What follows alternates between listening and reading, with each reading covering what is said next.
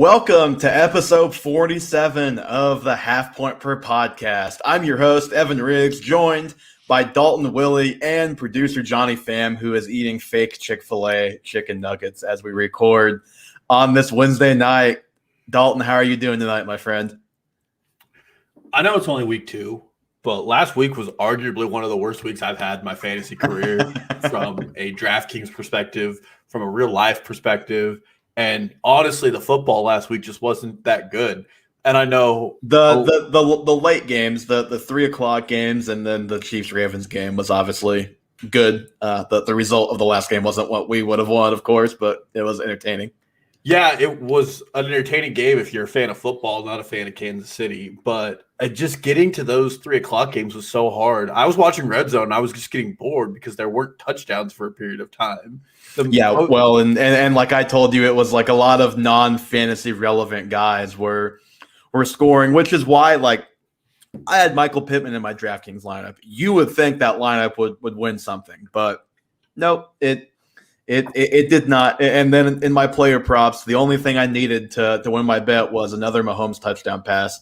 Well on pace for that if certain decisions were not made, but neither here nor there. Well, and I rostered a lot of Terrace Marshall, and little did I know Zykestra was going to come in and get 3 catches out of the slot and a touchdown.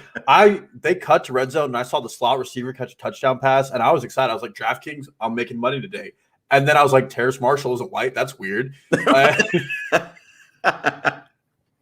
So it was not a good week for me. For those who do read my DraftKings article, I'm glad I didn't put one out last week because I would have lost you money as well as myself.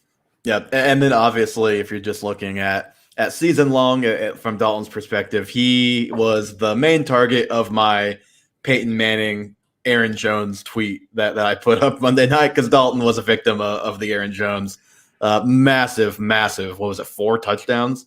Yeah, well, 4 touchdown performance. And even more frustrating than that is 5 players on my bench outscored my starting lineup. So it's just all around was just not a good week for the fantasy football and Dalton Willie. So we've got a fun one today, and we're hoping for a more fun week 3. Although week 2 was plenty fun for me, beating Johnny by I believe it was 6 points. That was a good time, right, Johnny? No, it was not because I was driving home. I couldn't really watch the games. I was just getting notifications that Justin Herbert touchdown was robbed by a flag, and then just downward spiral after that possession. I was like, okay, I'm still kind of leading right now. But then hindsight after I lose by 6, I'm like, okay, that could have changed a couple things, but yeah, if you would have not, no, we're not going to talk about hypothetical trades. If you wouldn't have trolled me on my trade offer, I would have started a tight end that scored 0.8 points, and you would have beat me. Just saying. I mean, it's all hypothetical. But what is not hypothetical is the drop-o-meter, the first thing we're getting to today. After that, we've got buy or sell, which is just a way for us to jump around the league and kind of touch on different topics. But the drop-o-meter, 100% stealing this from the CBS guys, so full credit to them for this segment. But we're just going to list some names, and Dalton, on a scale of 1 to 10, how likely would you be to drop this guy if he was on your roster? We'll just stick with the standard league, 12 team, and then just whatever scoring format. We'll do half point per reception, obviously, but obviously, if you're in an 8-team league or if you're in a 14-team league, like this advice may differ. But 12-team league, the first one up, Laviska Shenault, wide receiver 81 on the season through 2 games. So I have him at a 1 on the drop meter. I am not dropping Laviska Shenault in any situation, and I'll give you the reasons why. First, it can only get better with this offense. You would think. I thought he was going to score negative points for quite some time last week.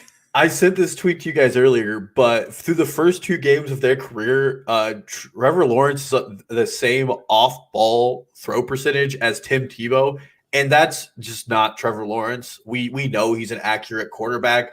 maybe there's some question about his NFL skill level, but the 35% off throws is just not going to happen. And if you're a Laviska owner and you see, I think it was 2 for 7 last week in targets to catches, you're probably wondering why he didn't catch more of those balls. And it's probably because they weren't good throws by Trevor Lawrence.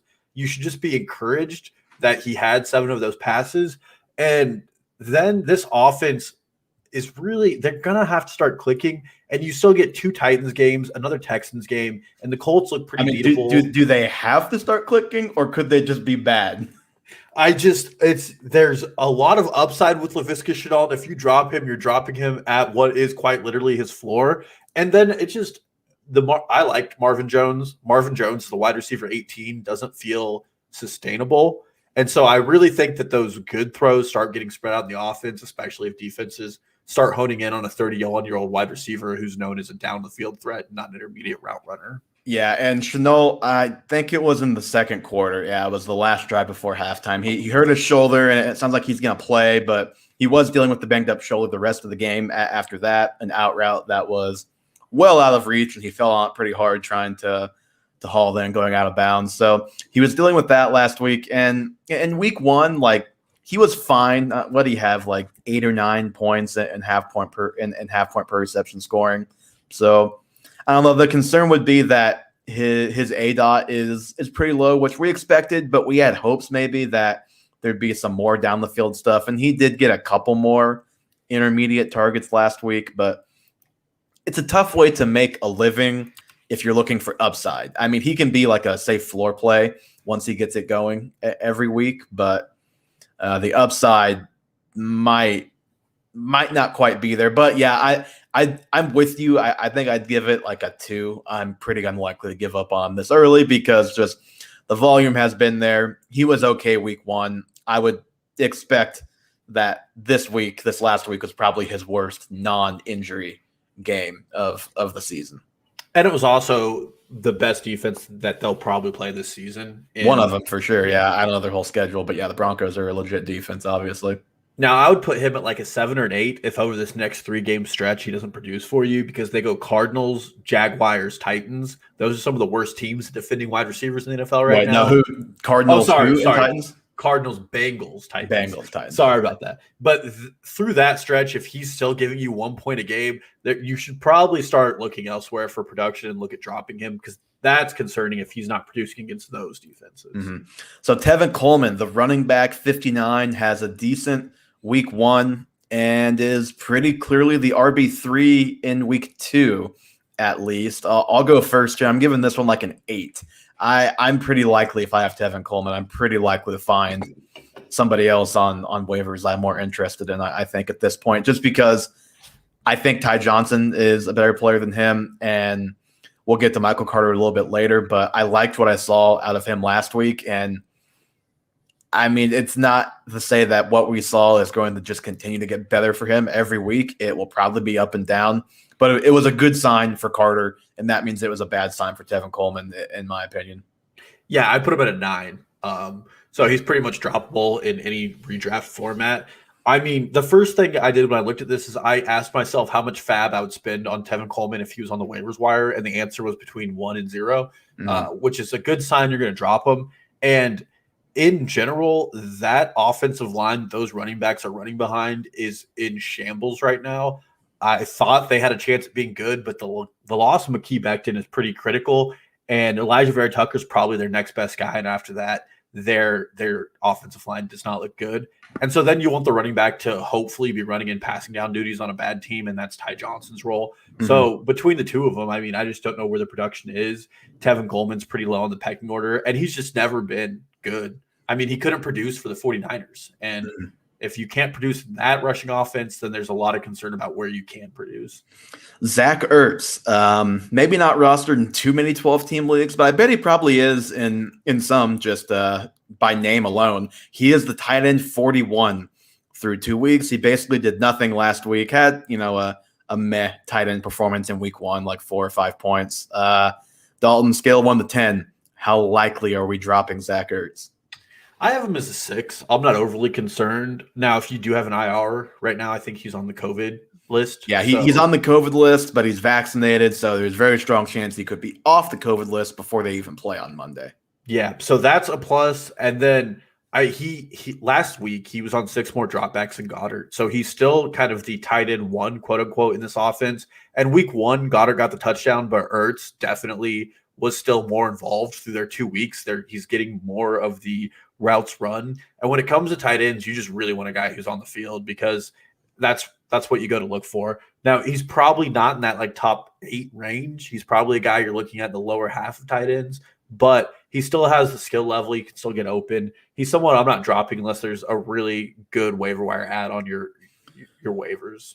So if he is your only tight end, I'd put this at like an 8 because I'm not even though it's the Cowboys, although the Cowboys defense actually looked pretty good against the Chargers last week, kind of shockingly. But if he's your only tight end, I'd drop him and be just chasing the points and then come back around to chasing the points for Zach Ertz if they ever come. But if you're in a situation where he is on your bench, you're not starting him, you just have him as your second tight end, I'd be more like a 4 or 5 because number one, if anything happens to Goddard, then he is immediately a top 10 caliber tight end, which isn't saying a lot, but it is definitely a valuable thing to have. And then you said it, he's been involved. Week 1, he got some targets, and then week 2, he ran a lot of routes, more than Goddard, and they just didn't run very many plays last week. They just didn't move the ball hardly at all, quite frankly. And so just the volume was low for everybody in that offense last week. Yeah, and he's still probably the second or third best receiving option in that offense, which is always something you want to target. Mm-hmm. Yep, for sure. This guy, I have a feeling we probably have the same answer, but have to do it because I know he's on rosters. AJ Green, the wide receiver 63 through 2 weeks. And Dalton, to me, he just flat out has not looked good. Other guys on his team, obviously Hopkins, but the 2 young kids and Kirk and obviously Rondell Moore have both looked much better than me. I'm at a 10. There's no circumstance I'm holding on to AJ Green. I can't even believe people were drafting him. There was a play last week in the red zone where AJ Green ran a flat to the right, turns, is wide open. Kyler Murray throws the ball. It hits AJ Green in the hands, and he drops the football. I mean, it doesn't get worse than that. And Rondell Moore and Christian Kirk, who for the first 2 weeks have been behind him on the pecking order as far as routes run go, have just significantly outperformed him in every aspect of the game. Mm-hmm. And there are 3 top 30 wide receivers on this team, and then AJ Green is all the way at wide receiver 63. Max Williams is only 3 points under him in points scored, and that's a tie. To be fair, did you see his catch he had last week where the ball literally got tipped and went right to him in stride, and he picked up like third? So that's basically his entire production. I know, but still, I mean, AJ Green, I think he had 6 or 7 targets in week 1. He just did nothing with it. It's what we saw last year at the Bengals. He's just not good. He'll be a Hall of Famer, but his career is over. Yep. I'm with you there. And yeah, if he shouldn't have been drafted, probably if you still have him on your team, I'd cut bait. I don't think it doesn't look like at least it's coming back for AJ Green. And I don't remember, I'd have to go look at my spreadsheet, but if I did put the AJ Green 1,000-yard season tweets in my spreadsheet, I'm feeling pretty good about that one, but I have to go back and check. Ronald Jones, the RB 66 through 2 games. We all know he had negative points in week 1, played like 6 snaps, fumbled the ball. Week 2, Dalton, you sent us a thread right before we started where there were still plenty of mistakes being made by Rojo, and you can see that things kind of snowball for him sometimes, going out of bounds a yard before the sticks when he didn't need to, a bad run on 2nd and 1, and then getting Tom Brady sacked with very bad pass protection. And if there's one thing that's going to make the coach and the quarterback mad when it's Tom Brady at quarterback, it is whiffing a block and getting Brady lit up. I'm still giving this one a 5. Like I'm right. I'm like 50-50. If you're not running back needy at all, I would just cut bait. Like if you're in a situation where you are never going to start Ronald Jones, you cut bait. But you're probably not in that situation. That's why I've got to probably stick middle of the road. But if I see, a couple more weeks in a row of basically no production, this is going to rise pretty quickly for me, I think. Yeah, I have him at a 4, so I'm pretty in agreement with you. in a 12-man league. If I'm in a 10-man league, there are usually guys like Naheem Hines and Kenneth Gainwell. And I mean, even someone like Justin Jackson for the Chargers, where if you really have to start a running back, at least these guys aren't going to hurt you. And Ronald Jones can just hurt you because he can come in, we saw it week 1, and just not play. Like, just flat. And then week 2, he comes in, he does get the first touch of the game, and then he hardly plays.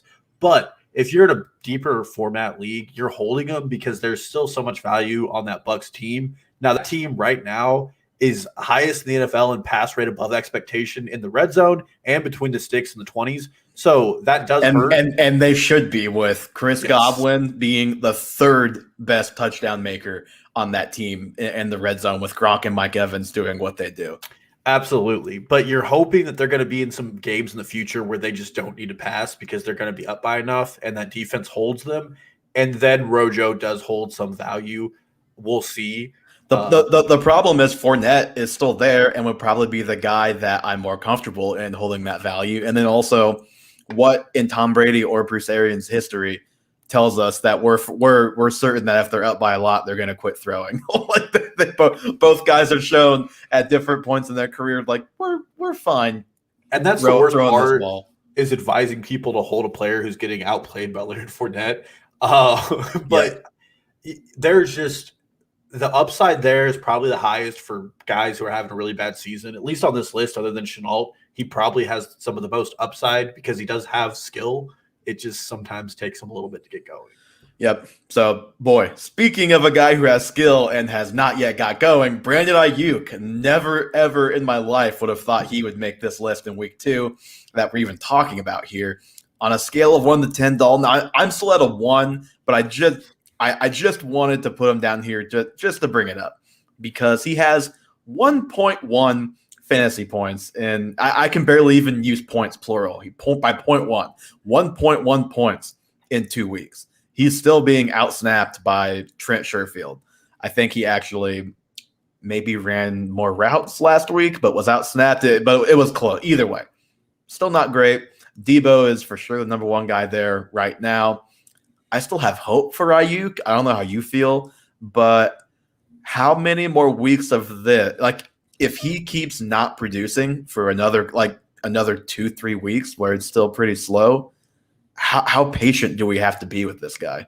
Well, and I have him at a 1-2, but he should not just be in your starting lineup at all. No, absolutely not. And the bigger concern, and we might talk about this later with George Kittle, is that the 49ers just really don't want to pass the ball. I mean, last week, Jimmy Garoppolo rushed the ball 11 times, which that's a weird anomaly in a stat line, but they have not dropped back to pass that frequently. And then Deebo Samuel is just gobbling up the targets in that offense. So there's just a really big pecking order for him to overcome here. And they have a really cupcake schedule going forward the next 6 games. It's just going to be really hard to find a spot to start Ayuk. And I don't know what they see in Trent Sherfield other than he had a really good preseason, but Ayuk didn't play in the preseason because of injuries. Mm-hmm. And when Ayuk's on the field, if you go back and watch some of the routes he ran last week against the Eagles, he looked really good. He looked like he was running routes like he did last year. Granted, he only had 1 catch and 1 target, but he looked good in the route running. If you go look at PFF Cole's tweet, he has all of the routes that he ran last week, and they looked good. So I'm not sure what's going on here, but he's still a first-round pick who is great after the catch and everything you would want in a 49ers wide receiver, except that somewhere along the way, he must have gave Kyle Shanahan a shuck-it-up soda or something and just pissed him off. I mean, it's just upsetting. He so kind of on the other end of that, on the other end of how much longer this can go on without having serious concern and thinking about dropping him, how many games does he have to play well in before you trust him in your starting lineup? Like, if he plays well once, is he just back in there? Or is he going to have to do it 2-3 more times? Is this a guy that you're not starting for like a month almost no matter what happens? Well, this is one of those things where you probably have to get a little too in the weeds, and it's like a process thing. When he starts out snapping Sherfield in routes, then you can put him in your starting lineup regardless. If he is the wide receiver 2 on the field, then he gets it. Or, which I think is very likely, Debo gets hurt, misses a game, then you could probably feel comfortable and start him then as well. Next week seems like a week where he needs to play. They're going to play the Packers, and Jair Alexander is going to get Debo, and that's probably going to be a shadow coverage situation where we're going to have to see if Sherfield can make it big on the starting stage, or Brandon Ayuk, who can do that, is going to be the guy. And then going forward, you get Seahawks, Cardinals. Those are two games where if Brandon Ayuk is even getting close to like 66% of the routes run on that team, he's probably going to be in your lineups at that point. I think I need to see him do it twice, two times in a row. Like even if he has, look, it's so hard. If he has 25 points this week, it's going to be really hard not to start him. It's just so tough. It really just comes down to what can you live with, and that's what all decisions come down to. But can you live with, everyone started Ayuk week 1, and he literally gave you 0, literally 0. Can you live with, you get a good game in week 3, and then week 4 he's back to like 2 points, or can you live with him going off on your bench one more time? Well, and I really hope we have some clarity on this, because if you have him for your playoffs, he plays the Falcons, then he plays the Titans, then he plays the Texans in your championship game. Yep. And if you can have him for those games, you will feel really good about your pick. Unfortunately, you probably spent a 5th-round pick on him, and your team is struggling at the moment. Yeah, I think that schedule is exactly why.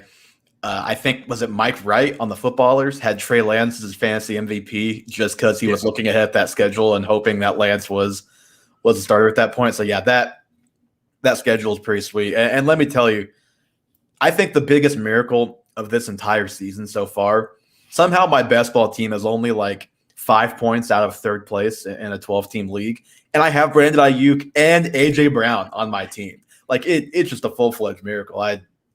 It's been frustrating for both those guys, quite frankly. But all right, that's gonna do it. I think we will revisit the drop-o-meter. We can revisit these same guys again if we'd like, and in like a month, kind of see how we did, and then also there will obviously be some new guys who are on the fringes at that point, because there always are. It's such a week-to-week thing. And speaking of a week-to-week thing, I thought week 2 was going to be the week for the 16-team parlay to make it past Thursday night. But that is one thing that did not change. Someone did almost get it off, so that was nice. It was a guy who needed the Lions money line. Yeah, and he 600K, and they still paid him. He still got paid like 100-something thousand. It's because like it was like a FanDuel promo of like if you do any parlay at $25, it's like a risk-free bet. But since it was a risk-free bet, he wasn't able to cash out early if he wanted to. Have you used that function? I mean, I don't live in a state where it is legal to use any of those functions. So no, sir, I have not. Nope, you're right. But like if the cash out functions, like if you put $1,000 on the Chiefs and in the second quarter they're about to lose, you can cash out early and get like half your money back, or it's like a certain percentage. But the parlay was a destiny parlay. But do you know what Dalton got? Like, no, what was his record? No, because I didn't have the screenshot of his bets like I did yours in week 1. Suspect. So I don't know, Dalton. What was the record in the 16 games? We won. We got 7 of them, right? We got 7. Okay. 9. Oh, so are they better than you? Okay, good to know. Well, to be fair, we all decided on those as a group. To be fair, I still went 8-8. I'll all right, take so that on the record. It's my turn, week 3. I've got big time faith in myself, big time faith in all of us that we can at least make it to Sunday with hopes of still cashing this thing. And if that $5 turns into 100 and some thousand, the podcast is gonna have some money behind it. That's all we can say about that. Johnny, any lines stick out to you as you look at the week 3 lines? I saw a couple. One that I kind of like that is a little dicey is the Washington football team +8 against the Bills. Okay. Because I just feel that the Bills are just struggling this year. I feel like they are like this week. They're like, okay. This is our game to kind of show the AFC that or the NFL that like we're not a struggling team. We're exactly a team that you thought we were. Same team as last year. I just feel like they won't be as prepared is my guess, and I feel like 8 points is easily achievable by the Washington It's football actually, team. I'm looking at it right now, so 7.5. So you even get it marked down a point now. Ooh, perfect. Well, and they have 10 days. I mean, coming off the Thursday night game, you get way more rest. Exactly. So I like that. I will say, though, the Washington football defense has been pretty disappointing so far. Yeah. Daniel Jones running all over you is not maybe not a good look. Not a good look. You might want to defend the quarterback run this week a little bit better. That's all I'll say about that. Don't leave the middle open. Yep, noted. Yeah, because Josh Allen, a little bit of a better runner than Daniel Jones, even though Jones is, we'll call him deceptively fast. We'll give him the classic white guy title here. But yeah, I had in the newsletter, halfpointperpod.substack.com. Go check that out. If you guys have not, the week 2 recap is up. I'm looking for the Josh Allen stat. Is at the bottom. Okay, on 15-plus yard air throws, he was 48.5% last year. This year, so far, very small sample, only 2 games. He is 4 of 17, 23.5%. Something to watch and a reason to maybe be optimistic that the Washington football team can hang in there. Yeah, that number's worse than he was in 2019. Yeah, and Josh Allen in 2019 was not a world beater by any means. No, I would say not even good. Okay, Johnny, you said you had another one that you liked. Second one I liked is Cowboys -4 against the Eagles. Okay, the Monday night. Game. Tim the Tap Man. It's his first Cowboys game. Does that scare you off of this line? A little bit. Like, so for me, myself, like I like to bet kind of like a game I know that I'm going to be able to watch the entire thing from beginning to end rather than just like hovering on red zone or like refresh on ESPN or whatever. Because I like to bet on like the primetime games or like any of the Chiefs games. I was not aware that Tim was going to be there. So I'm kind of nervous after what he did against Tampa Bay. And it's his first, not his first Cowboys game, his first Cowboys game in Dallas, though. Yeah. His first game. I think his first regular season game. That's true. Because the preseason game was the first time he's ever been to a game. For anyone who doesn't know, Tim the Tapman's a streamer, big Cowboys fan, and arguably the biggest jinx in all of sports history, quite frankly. Ultimate jinx. So I'm kind of nervous about the Cowboys -4 because I already did a parlay with them and the Washington football team. So I'm slightly concerned now, but we'll see if I can hedge live bet against what Tim is saying. Well, that's always a good way to go. The Chicago Bears 7.5-point underdogs at Cleveland. Johnny, any belief in the Bears there? I wouldn't mind sprinkling a couple dollars on that just to see like Justin Fields just dominating the field. I feel like there's a good chance. Like I'm shocked it's not, I guess, lower. I thought it'd be like around 5 to 6. You said it was 7.5? Yep, 7.5. I like that one. All right. And that leads us straight into who else? Justin Fields. Probably the news that every podcast is talking about today. He is starting this week. Andy Dalton is week to week with a bone bruise in his knee. And week to week, we don't really know how long that could be. Could be just this week. Could be a month, quite frankly. It's pretty unknown. And also, maybe Justin Fields just plays great, and this job is just his going forward here. But Dalton, I guess the first question here is Justin Fields a must start? Because I'm sure he's rostered by everybody who's listening today. Is he a must start in a standard 12-team league? I do not think so. It's just you're a rookie. You're playing in your first game. We've seen how difficult it is for some of these rookies, even Trevor Lawrence, who was kind of considered a major talent. Yeah, the best prospect since Andrew Luck was the term. And his first game, he threw for 3 touchdowns and 3 picks against probably one of the worst defenses in the NFL. And this is the Cleveland Browns, who are a legitimately good defense in the NFL. And, I mean, you're starting him because you believe in his rushing floor. I just really hope that pays off enough because this could be a difficult game for him. Denzel Ward is a good cornerback. He's probably going to do Allen Robinson most of the game. And, I mean, you can look elsewhere. There's some really good streaming options this week would be my advice. I would definitely have him on my roster because if he plays well, he'll probably keep the starting job, and then he has it going forward. And I have to see Matt Nagy call a game effectively, and it just seems like he's missing that still.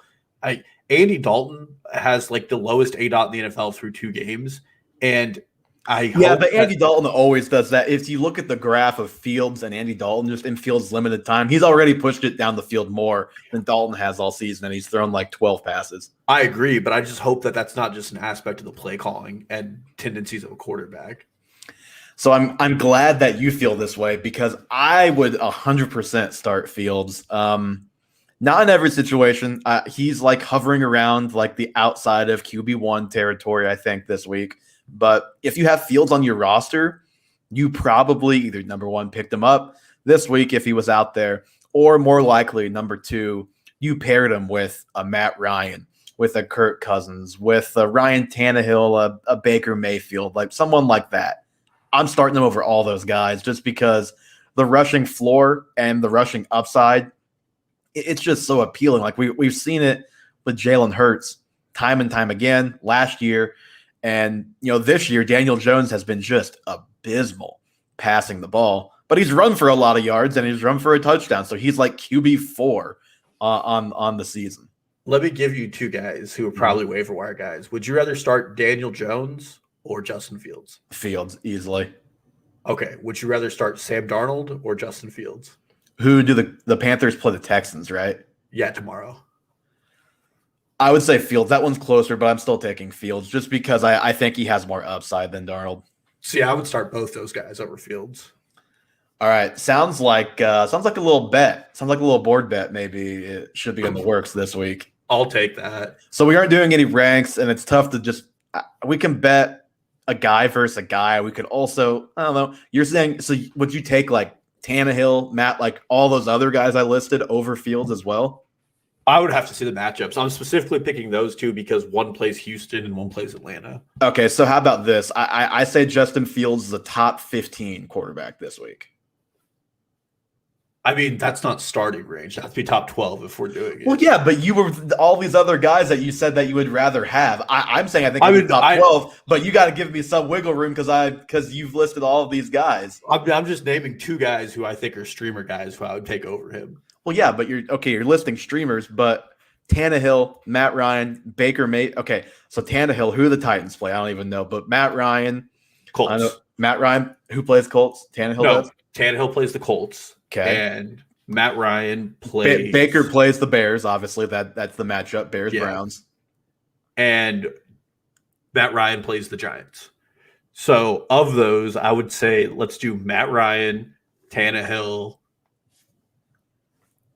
I would not take Matt Ryan over Justin Fields. Daniel Jones, I would. Tannehill, I would take over. So there's 2, and then I would also take. You know what? Let's just do Daniel Jones versus Justin Fields straight up.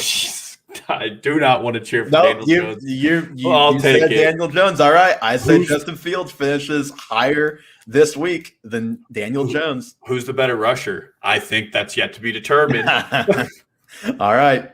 Johnny, I hope you got this one down. I've got Justin Fields. Dalton's got Daniel Jones this week. Oh, man. I'm about to have to watch an entire Jason Garrett coached game. Oh, okay. We should probably get to the buy or sells. We're 34 minutes in, and we can go through these fairly quick. I have confidence in us, I think.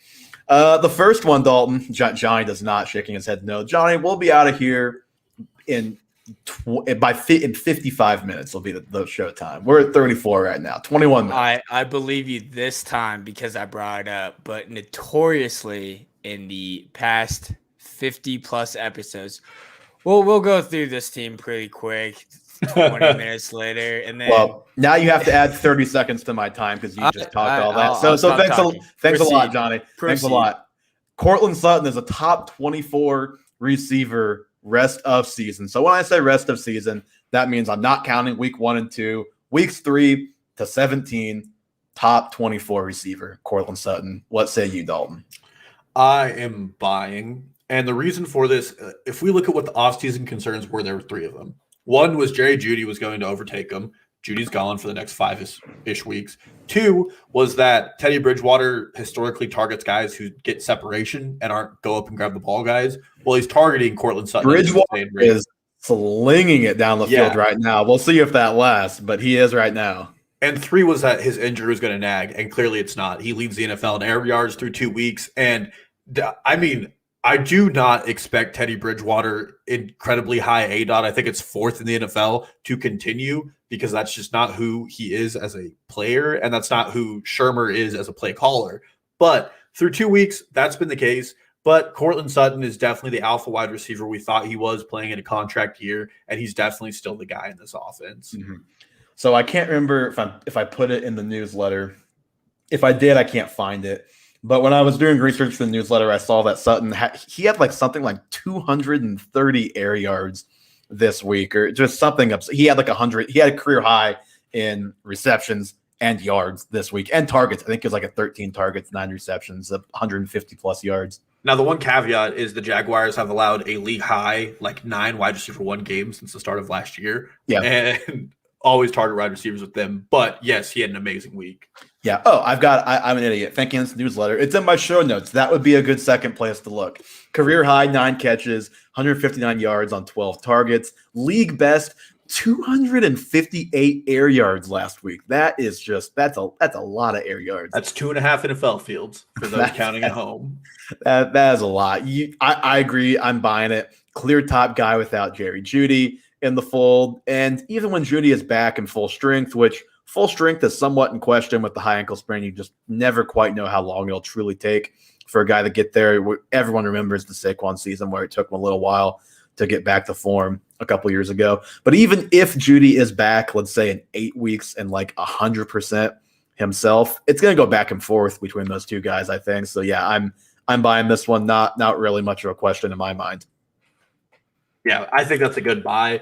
I don't know if I buy the Denver offense being as good as it is, but I don't think it has to be for him to do well. Yep, I agree. So the next one, it's funny. I started with top 36 here, but I was like, you know what? I got to make this one more interesting.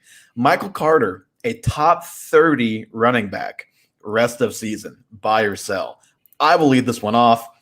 This is a buy for me, and I kind of hinted at it at the beginning of the show, in the newsletter.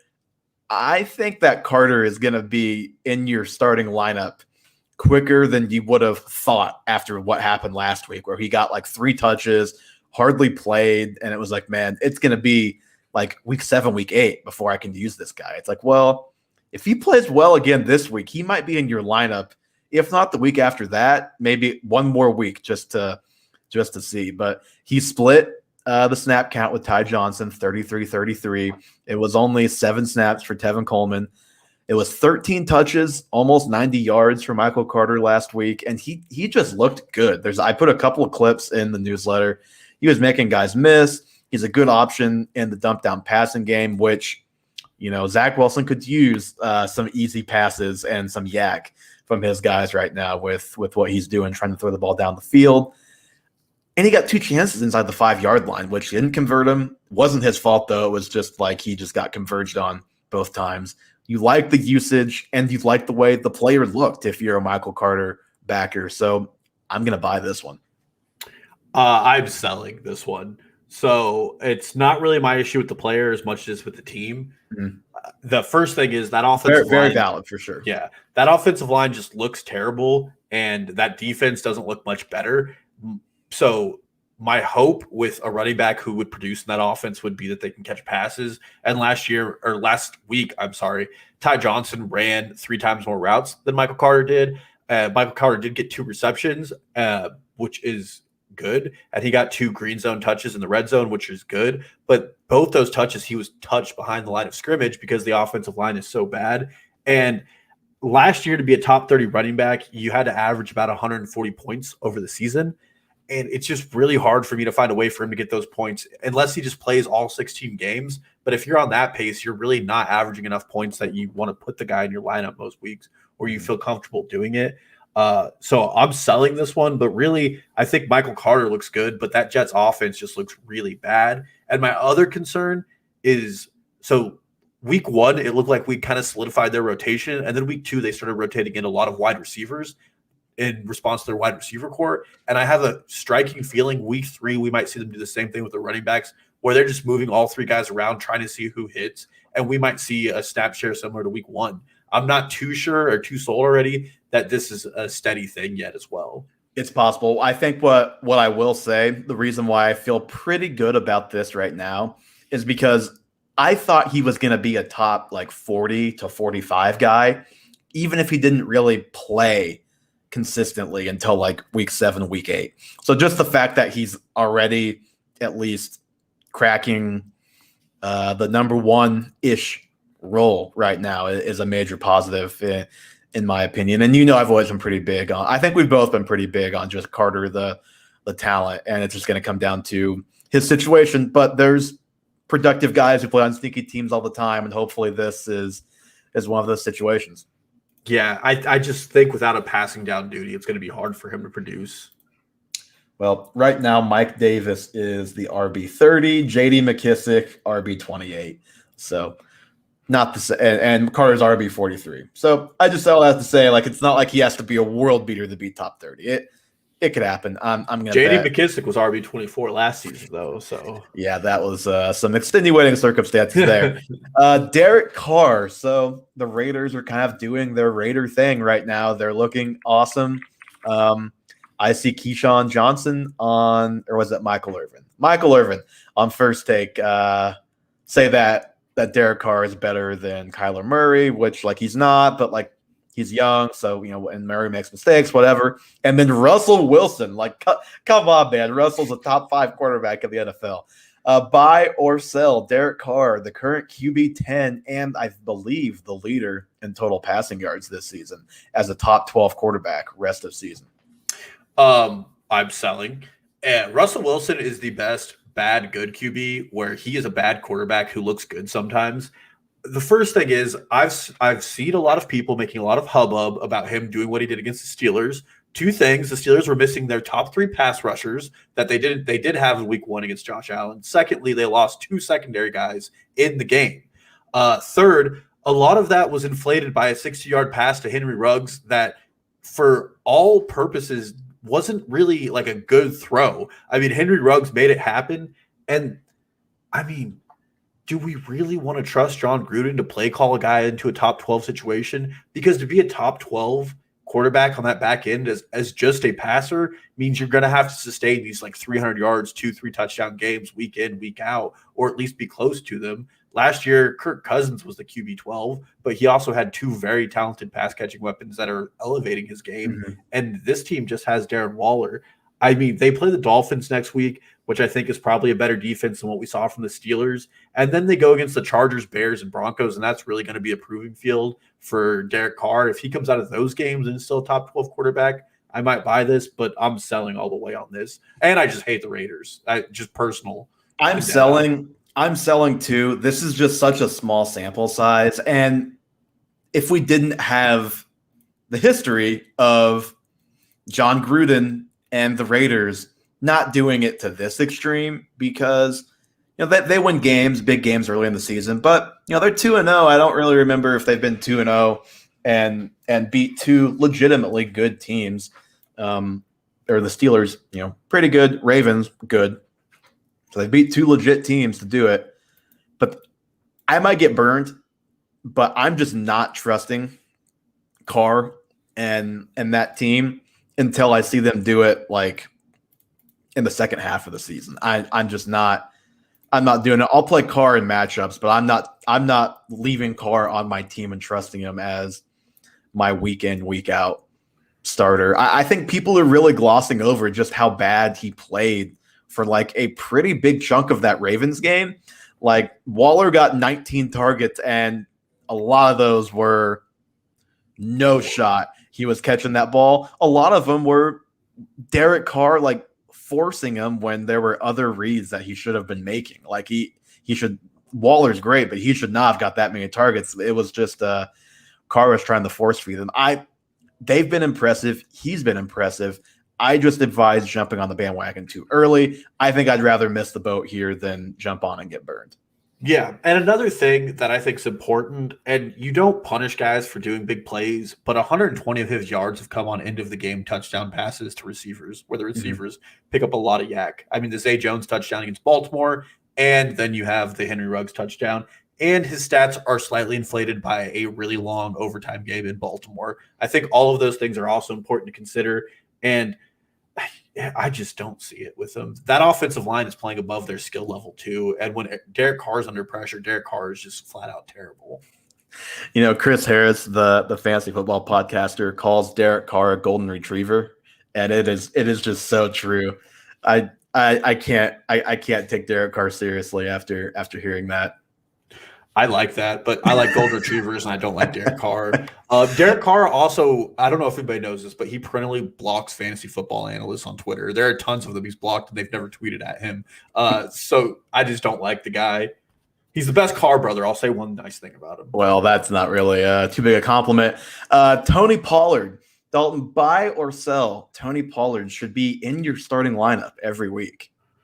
This one was rough. He's on your dynasty team and on your bench, so I'm assuming you're selling this. I'm not actually. I'm buying. So why is he not in your lineup? Because I have 4 very good wide receivers. I can't justify. It was between him and Tyson Williams in my RB2 slot this week. I might start him over Devontae Smith, but neither here nor there. No, Devontae Smith's going to blow up this week. But I would like one more week to really settle on this because the Cowboys came out and played a completely different game than they did week 1, and they split the workload. Zeke got 55% of the running back touches. Tony Pollard got 45%. Well, the Falcons did the same thing and came out and just like it was the hashtag never run against the Bucs in week 2. I think that's just kind of the play, it seems like right now. And if that's the case and they're going to utilize this rush offense, then Tony Pollard has a ton of value because he just looks flat out better than Zeke. And Zeke didn't look bad last week, but Tony Pollard looked really good. So if you have him, you should be really encouraged. I want to wait one more week to see what he can do. But even then, he was probably already like perennial somebody you're considering just because the Cowboys are always expected to put up a lot of points. And now that he's getting consistent touches, there's a really good chance that he can be really productive in your lineup. So I'm buying.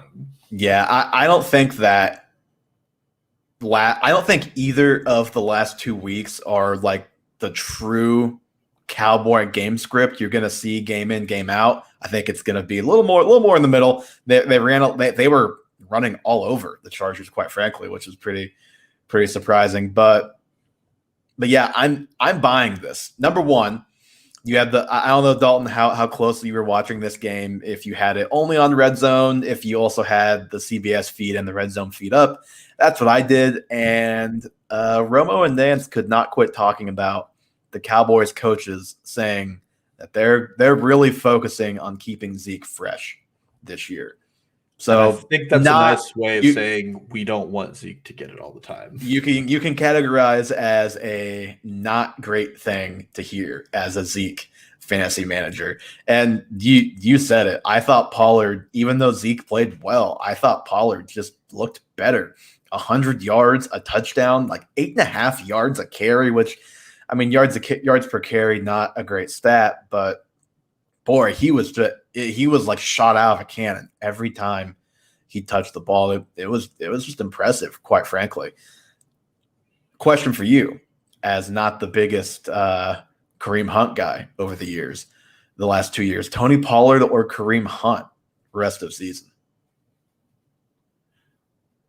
Today, like right now, if like in some weird situation, I was they were both just on waivers and I could pick one.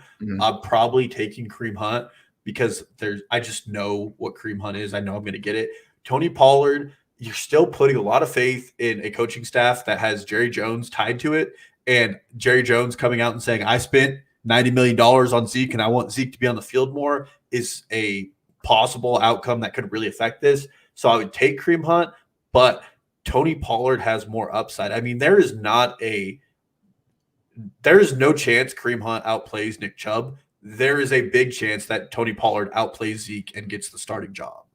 I don't know if I'd say gets the starting job, but there is a chance on a week in, week out basis that he just outproduces Zeke, whereas Chubb, more often than not, is still going to outproduce Hunt. The days that Hunt has the bigger games are usually just when he gets more red zone work. It's not like he had 120 yards and Chubb had 50. Like, that's never really the case. Yeah, I agree with that. I think I would take Hunt as well. I only asked the question because I think it's a good measuring stick and a good, just helps people really kind of realize where we're thinking about Pollard here. Like, if Hunt's like a fringe top 20 guy, Pollard's like a fringe top 25 guy. I think he's like right there with Hunt. And I think really the main reason why I'm taking Hunt is I'm more confident in his volume, both because of Zeke first Chubb, and then also rather because I have more confidence that the Browns are going to run the ball more week in, week out than I do the Cowboys. Yeah, I mean, and Tony Pollard's the RB12 right now, which is inflated a bit, and it's only 2 weeks.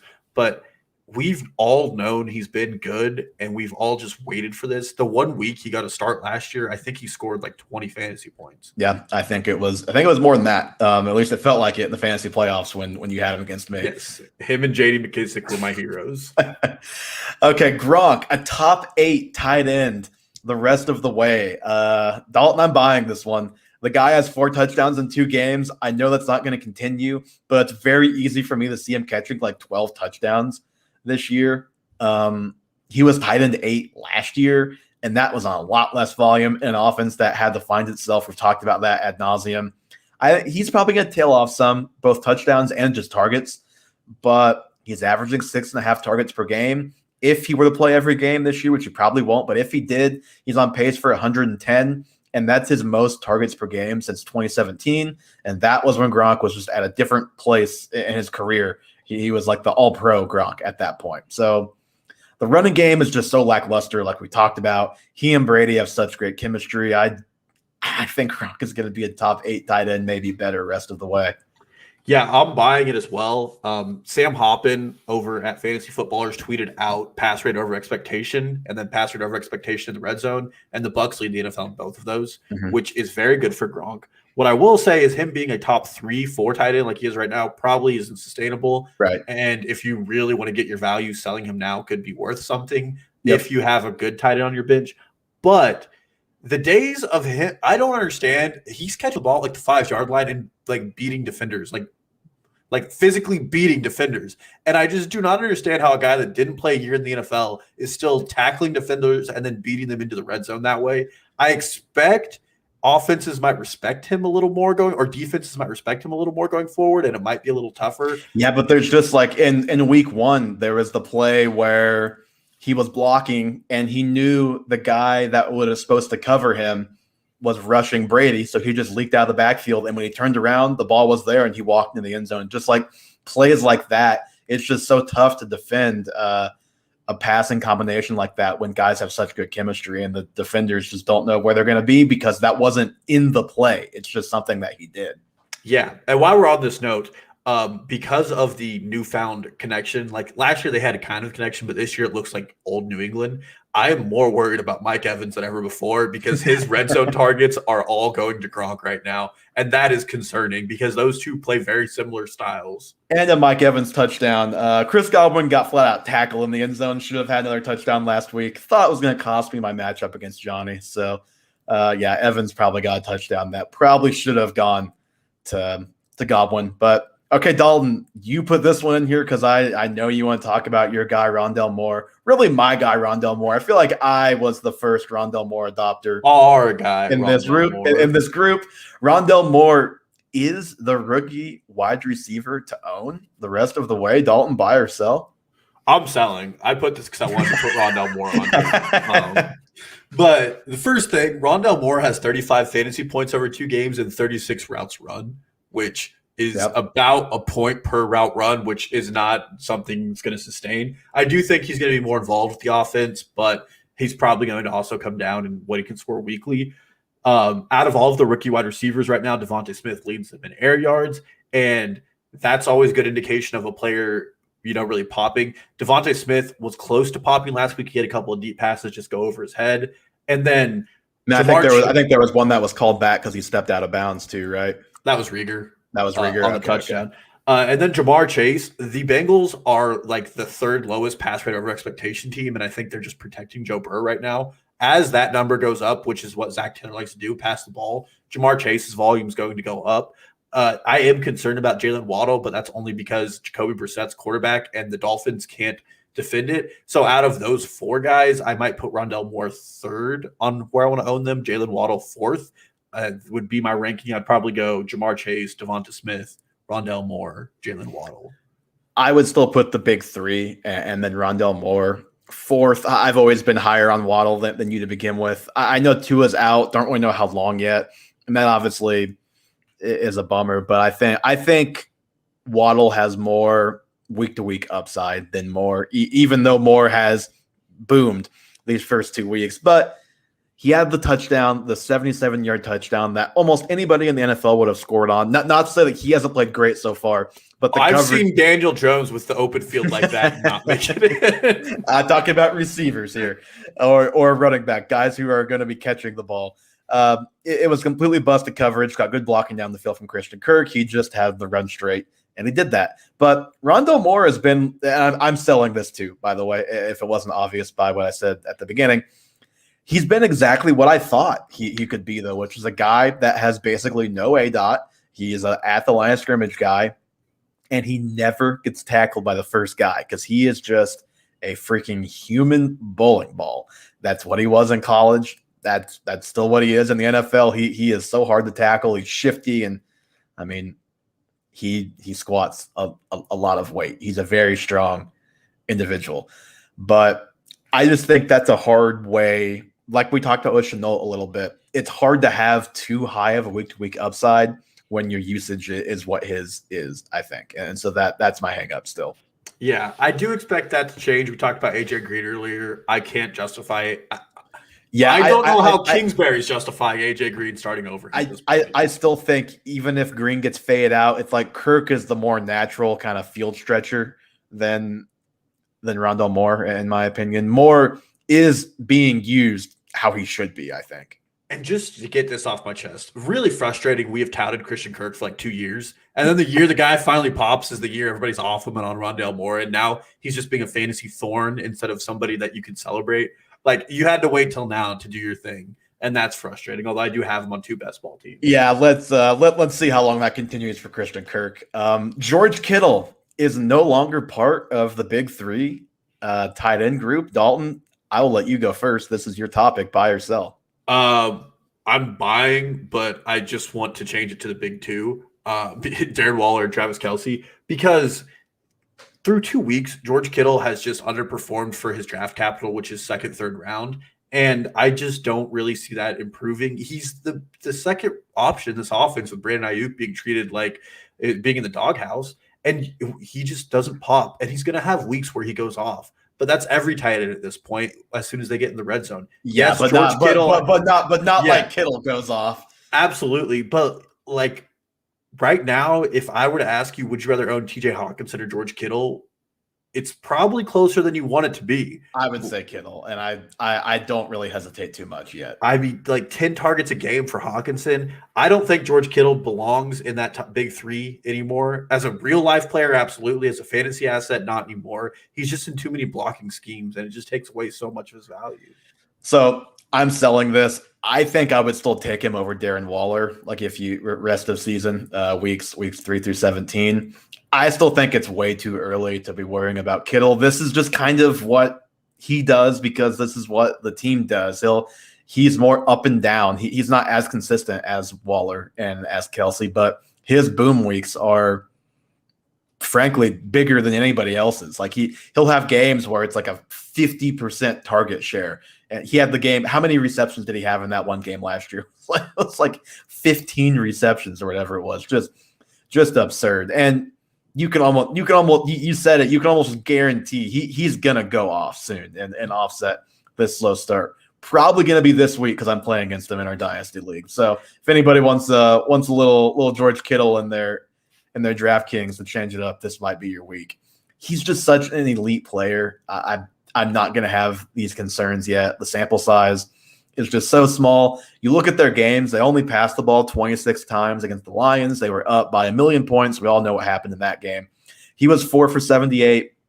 And then against the Eagles, they throw the ball 30 times, which is like an average amount for them, low for other teams. They're going to have games where they throw more. I looked back at the 2019 year, which was, of course, their Super Bowl season where they went to the Super Bowl. They had games of 20, 21, 22 pass attempts. We all know they threw the ball 19 times in the NFC title, and Mostert had like 31 rushes and 4 touchdowns in that game. But they also had games where they threw the ball 37, 45, and 46 times. And when that happens, Kittle is going to feast more often than not. I'm just still not worried about Kittle yet. Yeah, just to me to be a big 3 means you're a weekly no-brainer. And if he's just having weeks where he's not even a top 12 tight end, it just becomes really hard to justify. Yeah, I think that's how Kittle has always been, though. I think Kittle has been up and down just his whole career. I don't think he's had games like this. I mean, 3 points. It's just if that continues and this trend continues, I just don't think he belongs in that like top 3 anymore. He's below 20% target share each of their first 2 games. He was never below that last year, but he was below that number, below 25% 4 times in 2019. So I'm trying to pull up his game log to see if he has had the up and down seasons here. Good Lord, it's going to take me to every George Kittle thing. Oh, there's his profile, George Kittle. Let's look at 2019. This is going to take me a minute. Johnny, you can edit a little bit of this out post-production. Anyone who's watching this live, this is a fun behind the curtain. Fun exercise. Yep. I would like to say we are I'm aware. I'm aware. I just want to let you know. I mean, we're at hour 1. That's still pretty good. Yeah, I mean, he had games, 3 for 38, 2 for 17. I mean, those were his worst games. 3 for 54, which is fine, but not that great. 6 for 57, 8 for 54, both pretty good. So but he also has games of 103, 129, 134. So I just think he's going to have enough of the big blow-up games that he is going to end the season as a top 3 guy. I hope so, but I will take TJ Hawkinson rest of season. All right. Well, I will still take the older, more established Iowa tight end personally, but that's just me. Hawk strap season.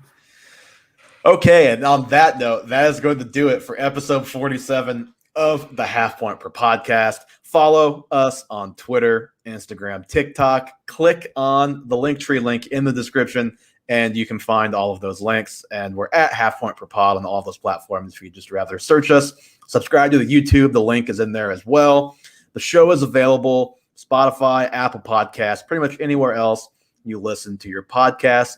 Dalton will not be with us this weekend, but I know at least for sure I will be on a Sunday morning stream, and I believe Johnny will probably join me. I've got some Start of the Week, some DraftKings. It'll be fun time. I feel like Johnny's trying to say he's not going to be there, but I will join from the parking lot of Arrowhead if you would like. I don't think anybody wants that. Johnny and I will talk to you this weekend. Dalton will join us again next week. Thank you guys so much for listening.